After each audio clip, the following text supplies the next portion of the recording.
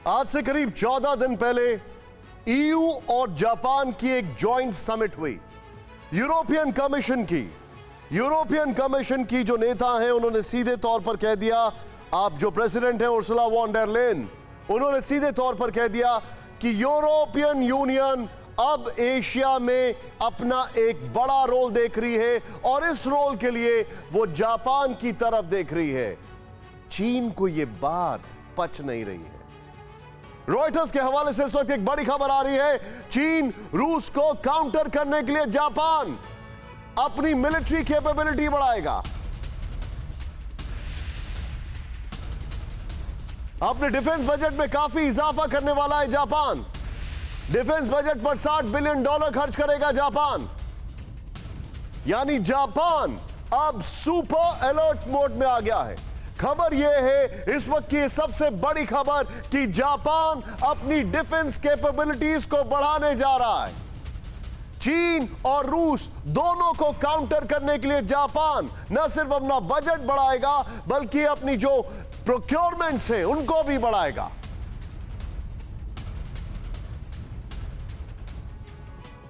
Japan का यह डर जायज है क्योंकि इस वक्त चीन अपने एक्सपेंशन वाले प्लान को अंजाम देने में जुटा हुआ है। चीन ने हाल ही में एक नई वॉर एक्सरसाइज को एग्जीक्यूट करने का फैसला किया है, जिस साउथ चाइना सी को लेकर क्वाड ने काउंटर प्लान तैयार किया है, फ्री इंडो पैसिफिक को सपोर्ट किया है, उसे चाइना रोक रहा है। बात इतनी नहीं है, चीन तो ईस्ट चाइना सी के उस पार भी अपनी टेरिटरी बनाने की ख्वाहिश रखता है। हमारे रिपोर्टर अभिषेक ने बताया, चीन ने ईस्ट चाइना सी के कई आइलैंड्स को टारगेट किया है। ये ऐसे द्वीप है जो नो मैन्स लैंड है, यानी यहां इंसानी बस्ती नहीं है। इसीलिए चीन अपनी आंखें तरे रहा, जापान को चैलेंज कर रहा है। अभिषेक उपाध्याय और चेतन शर्मा ईस्ट चाइना सी में इन आइलैंड्स की तरफ भी गए और ग्राउंड रिपोर्ट भेजी है। वहां की हकीकत पहली बार इंडियन टेलीविजन पर आप देखने जा रहे हैं और देखकर आपको समझ में आएगा कि चीन ने न जाने कितनी जगह डिस्टर्बेंसेस क्रिएट कर रखी हैं।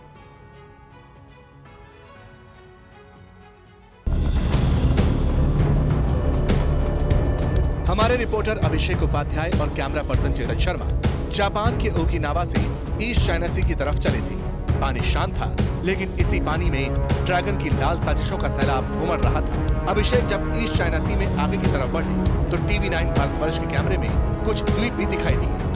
इनके बारे में जब और ज्यादा जानकारी जुटाई तो पता चला कि ये जापान के ओकिनावा रीजन में आने वाले निर्जन द्वीप हैं। यहाँ पर लोग नहीं रहते, बसावट नहीं, मगर जापान के समुद्री प्रहरी यानी मैरीटाइम सेल्फ डिफेंस फोर्सेस के जवान इस इलाके की लगातार निगरानी रखते हैं। अभिषेक ने बताया कि इन्हीं द्वीपों पर चीन की नजर है।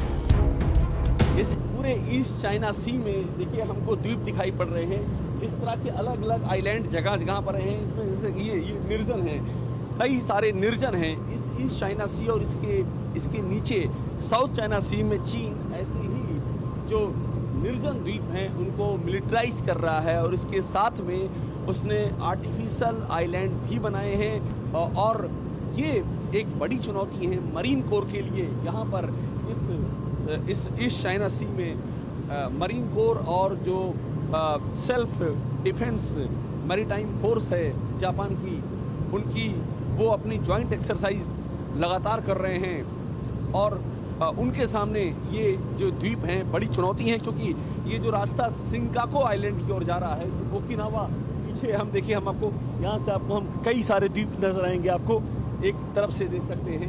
तो ये जो तमाम सारे ओकिनावा नाहा से हम शिंकाको के बीच में हैं, मियाकोजिमा के बीच में हैं और ये तमाम सारे जो द्वीप यहाँ पर हमको दिख रहे हैं, यही द्वीप एक बहुत बड़ी स्ट्रेटेजिक लोकेशन है।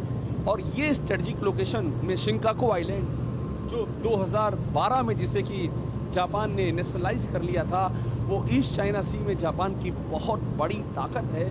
और जिस तरह से चीन अब इस स्ट्रेटजी पर उतर आया है कि वो एक के बाद दूसरे द्वीपों को मिलिट्राइज कर रहा है। असल में पिछले कुछ दिनों से इन इलाकों को लेकर अमेरिकी इंटेलिजेंस और वहां के मिलिट्री एक्सपर्ट्स की तरफ से भी बेहद चौंकाने वाले दावे किए गए हैं। कुछ दिन पहले ही US Indo Pacific commander admiral John ने भी कहा था ईस्ट चाइना सी से साउथ चाइना सी के बीच खाली पड़े द्वीपों को चीन मिलिटराइज कर रहा है। साउथ चाइना सी में कई आर्टिफिशियल मिलिटराइज द्वीप बना चुका है। इन द्वीपों पर चीन ने एंटी शिप मिसाइल और एंटी एयरक्राफ्ट सिस्टम तैनात कर दिए हैं। इन आइलैंड पर जैमिंग इक्विपमेंट से लेकर फाइटर जेट्स की तैनाती की बात भी सामने आई है। एडमिरल का कहना था कि पिछले 20 साल में चीन का इतना बड़ा मिलिट्री बिल्डअप नहीं देखा गया। आशंका है कि इन द्वीपों को चीन ताइवान और जापान के खिलाफ इस्तेमाल कर सकता है।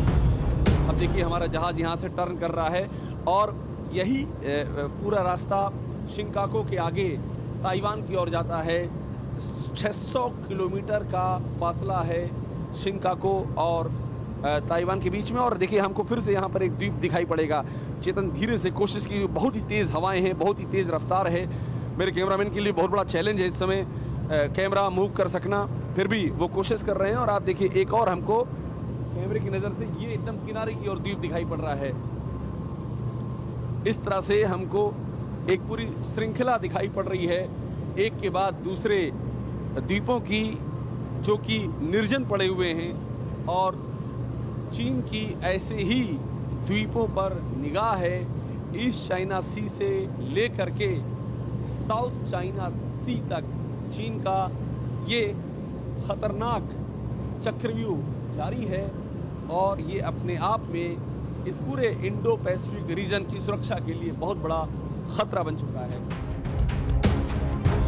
जहां तक साउथ चाइना सी का सवाल है तो चीन इस पर पूरी तरह अपना अधिकार समझता है। इसीलिए उसके कई पड़ोसी देशों से मैरीटाइम बाउंड्री डिस्प्यूट भी है, यानी जल सीमा को लेकर विवाद। इसी तरह का सीन अब ईस्ट चाइना सी में भी बन रहा है। लेकिन द्वीपों को लेकर जापान का टकराव चीन के साथ साथ रूस से भी है। इसीलिए ईस्ट चाइना सी की पूरी द्वीपमाला को भी समझना जरूरी है। जापान के होन्शु, शिकोकू, क्यूशु और होक्काइडो द्वीप काफी मशहूर है। ईस्ट चाइना सी में ताइवान की तरफ भी कई द्वीप हैं, लेकिन ये जापान का हिस्सा है। इनमें तानेगश्मा, अमामी समेत मियाको और यूनागुनी द्वीप शामिल हैं।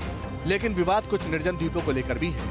इनमें एक है सुशिमा द्वीप, जिस पर दोनों कोरियाई देश दावा करते हैं। इसी तरह सेनकाकू द्वीप है, जिस पर जापान का कब्जा है, लेकिन इसे लेकर चीन अपना आधिपत्य जताता है, दावा जताता है। रिपोर्ट कहती है कि इस इलाके में अभी तक चीन 17 इलाकों पर कब्जा कर चुका है। एक्सपर्ट्स का मानना है कि चीन इस कोशिश में है कि सेनकाकू और मियाको जैसे द्वीप भी उसके कब्जे में आ जाए, क्योंकि यहाँ से अमेरिका का ग्वाम बेस काफी नजदीक है। देखिए सिग्नल दे रहा है, जहाज जमामी के करीब पहुंच रहे हैं। सबसे बड़ी बात यह है कि यहाँ पर जो मिड पॉइंट है, आगे जाने पर एक मिड पॉइंट आता है जहाँ से चीन और जापान की टेरिटरी अलग होती है। उस मिड पॉइंट के इस तरफ चीन लगातार कंस्ट्रक्शन कर रहा है और ये कंस्ट्रक्शन इसलिए भी खतरनाक है क्योंकि यूनिलेटरल है, एक पक्षी तरीके से चीन उन पॉइंट्स पर जो गैस फील्ड है उनका इस्तेमाल कर रहा है। 17 ऐसी लोकेशंस हैं जहां पर चीन इलीगल कंस्ट्रक्शन कर रहा है मिड पॉइंट पे, और जिस पर खुद जापान के प्रधानमंत्री ने शिकायत की है, जिसको जापान प्रधानमंत्री ने इस मुद्दे को उठाया है और बाकायदा डिप्लोमेटिक चैनल से चीन को शिकायत भी की गई है। 17 जगहों पर इलीगल कंस्ट्रक्शन इस ईस्ट चाइना सी में, यानी कि चीन का कब्जा 17 जगहों पर चीन का कब्जा। आप सोचिए, ये जो आपको दिखाई पड़ रहा है पूरा ईस्ट चाइना सी, हम जमामी आइलैंड के पास पहुंच गए हैं। ये तस्वीर देखिए, यहाँ की 17, यहाँ के और आगे, यहाँ पर नहीं लेकिन इसी रूट पर और आगे जो मिड पॉइंट पड़ता है पर गैस एक्सप्लोरेशन के लिए चीन ने कब्जा कर लिया है। और इन तमाम जगहों पर चीन ने पूरी तरह से अपनी जो फौजें हैं, अपनी जो पीएलए की नेवी है, प्लान जिसे कहते हैं, उसको तैनात कर रखा है ताकि कोई भी अगर चैलेंज करे तो चीन उस पर अटैक कर दे। वैसे ये बात सही है कि जापान के पास अपनी कोई सेना नहीं है, इसीलिए उसे अपनी सिक्योरिटी के लिए अमेरिका की तरफ देखना पड़ता है।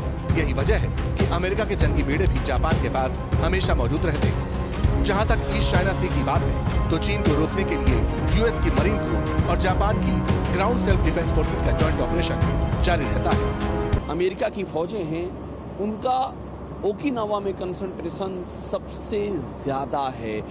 जापान में जो कुल डिप्लॉयमेंट है अमेरिकी फ़ौजों का, उसका 70% सिर्फ और सिर्फ ओकिनावा में है। और उसकी वजह यही है, चीन का जो लगातार खतरा है यहाँ पर चीन से बढ़ता हुआ, उसको कंटेन करने के लिए सिर्फ इसी ओकिनावा में है। इसके अलग अलग यहाँ बेस बना लिए हैं, अलग अलग यूएस की मरीन कोर के बेस हैं अलग अलग द्वीपों पर। और एक बड़ा कदम ये भी होने जा रहा है कि चीन से जो खतरा बढ़ रहा है उसके मद्देनज़र जो यूएस की मरीन कोर है वो अपने एमुनिशन डिपो को यहाँ की जो सेल्फ डिफेंस जापान की फोर्स है उसको शेयर करने की इजाज़त दे सकती है, जो बड़ा कदम होगा। और ये कदम उठाया जा रहा है चीन के बढ़ते हुए खतरों के मद्देनज़र। अभिषेक ने बताया कि यूएस मिलिट्री अब जापान के डिफेंस फोर्सेस को अपने एमुनिशन डिपो के इस्तेमाल की इजाजत भी दे सकती है। यानी ईस्ट चाइना सी में जापान की तरफ अगर चीन ने कोई हिमाकत की तो फिर आर पार की जंग की नौबत आ सकती है और ये blue war zone world war का एपिसेंटर बन सकता है। परवाह देश की, सोमवार से शुक्रवार रात 10 बजे TV9 भारतवर्ष पर।